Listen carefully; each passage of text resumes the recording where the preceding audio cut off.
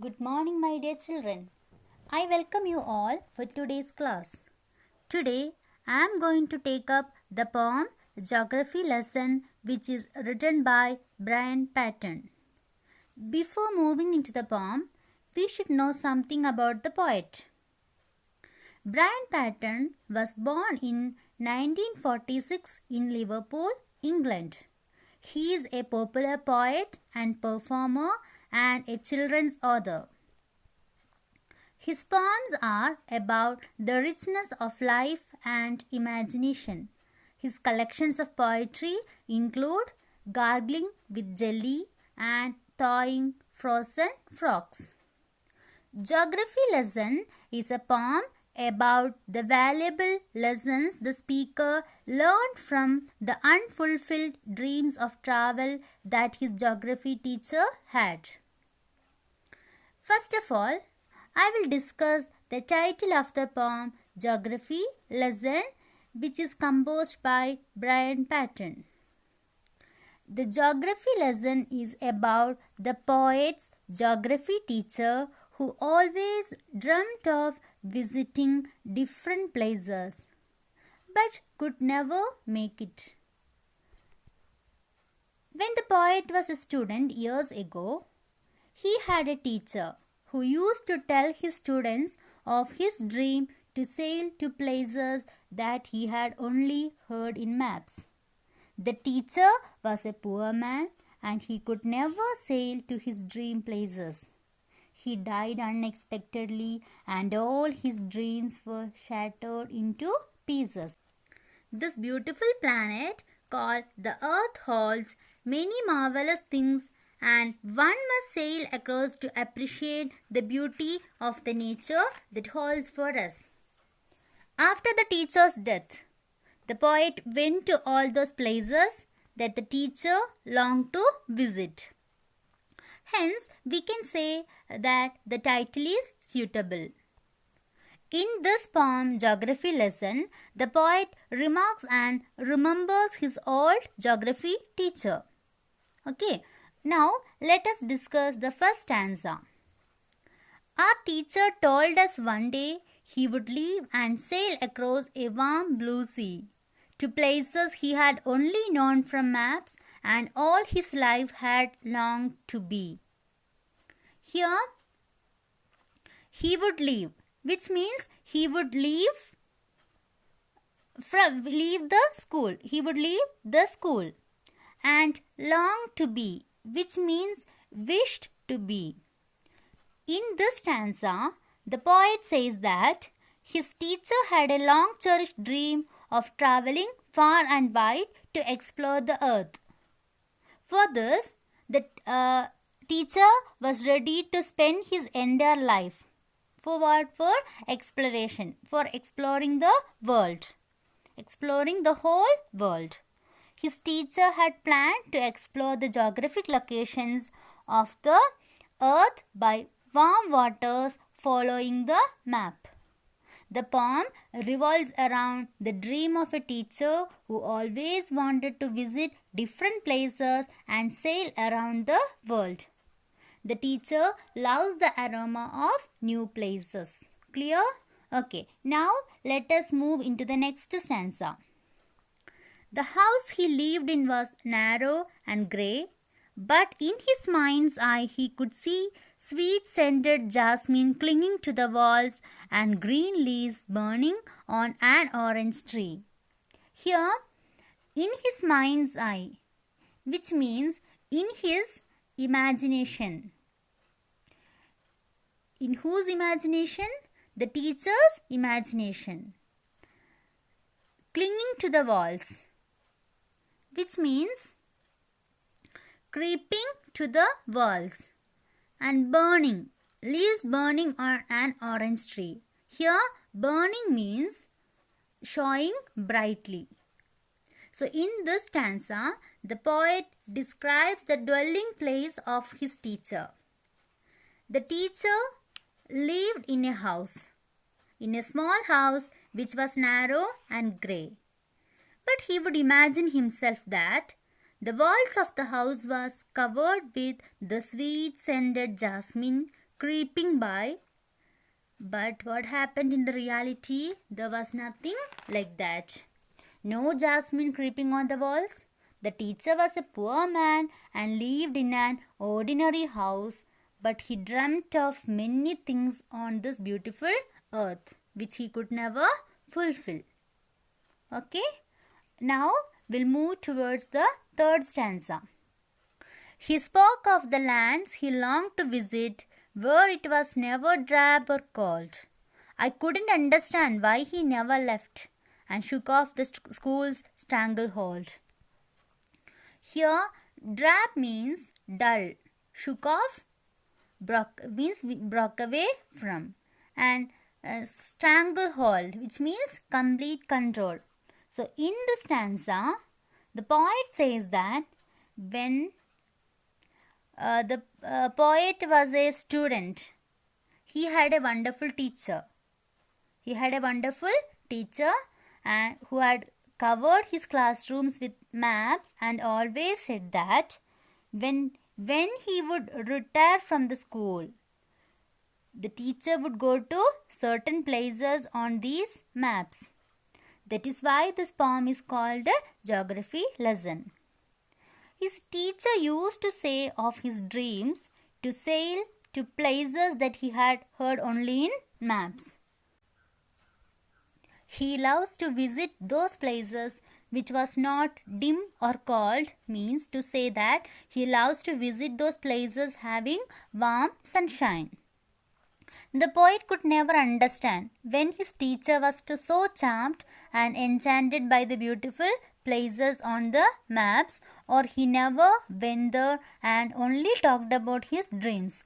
And most probably his teacher was a poor man, and so he could never visit his dreamlands. Then halfway through his final term, he took ill and never returned, and he never got to that place on the map where the green leaves of the orange trees burned. Here, the meaning of the words halfway through his final term, which means towards the end of the school term.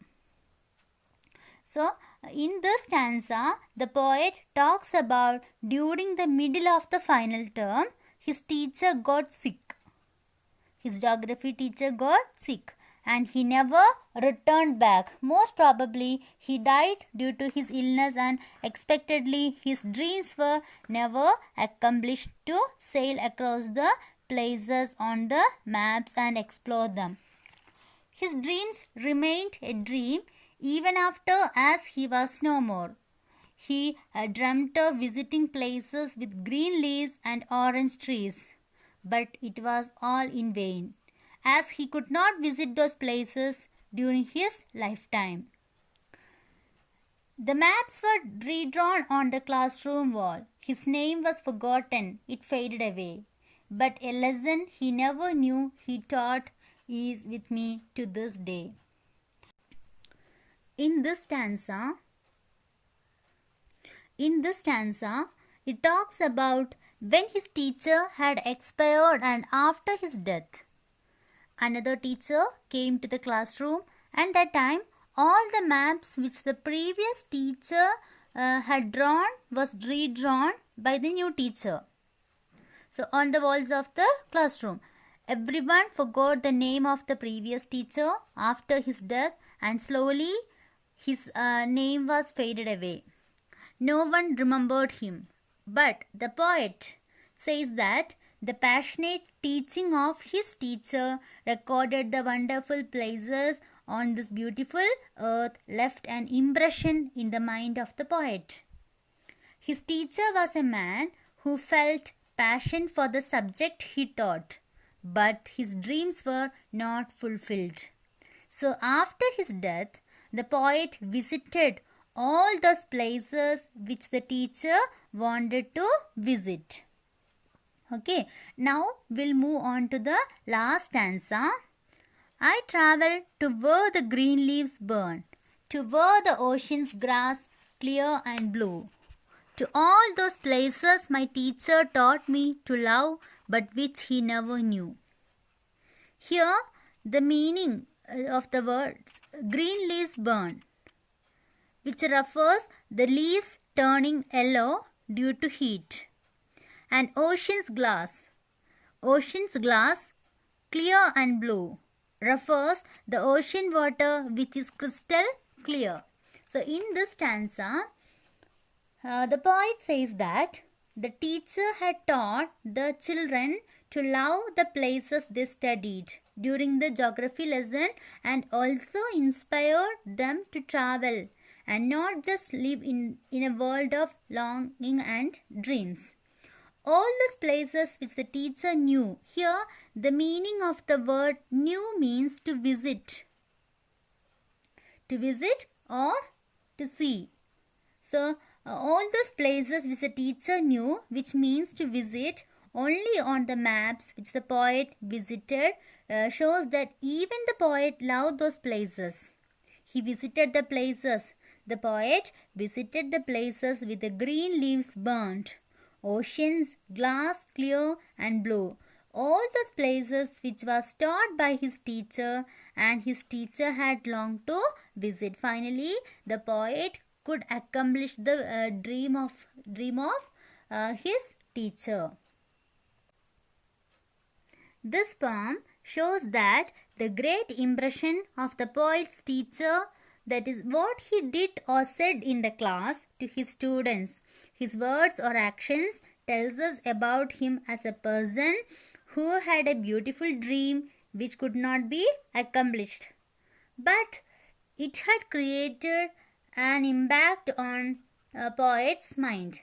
So, the poet visited all those places which his teacher told him to love and appreciate. I hope you understood the poem. Now, let us discuss about the poetic devices. First one is personification. Do you know what is personification? Personification is a figure of speech in which inanimate object or abstract ideas are given with the qualities of human being. So, giving life to inanimate objects. So, in the second stanza, second line, but in his mind's eye he could see. Here, imagination. So, mind's eye is personified. Here, mind's eye is personified. Here, imagination is compared to the mind's eye. And the second figure of speech is alliteration. Alliteration is the repetition of consonant sound at the start of the word in the lines. Here, there are two alliterated words in this poem. One is second stanza, third line, sweet-scented. Here, the letter S is repeated. So, S sound is repeated in these words, sweet-scented. In these two words, S sound is repeated. And third stanza, fourth line, shook off the school's stranglehold. Here, school's stranglehold. Yes, here also we can see the alliteration. S sound is repeated. School's stranglehold. I hope you understood the figure of speech also.